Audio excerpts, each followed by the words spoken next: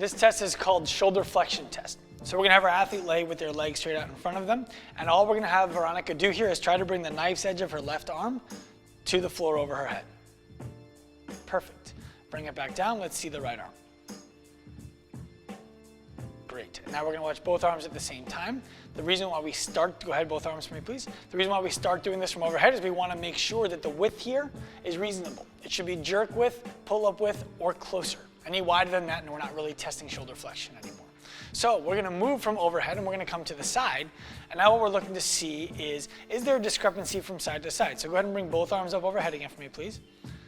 And we're looking to see, do both of them touch the floor? Now, if you're standing on one side, it might be hard to see both, but if you have an arm that's up like this, then it's gonna be pretty clear to see. The second thing that we're looking for is, did they get this range of motion through their spine? So please try again for me, Veronica, both arms. And as you come up, just show them what it would look like to extend your spine.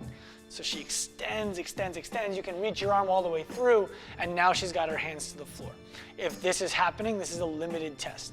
Full range of motion is that both fingers on both arms touch the ground. Go ahead. And there's not space underneath the spine. There might be a little bit that you can wedge your fingers into, but you're certainly not sliding your whole hand through. This is shoulder flexion test.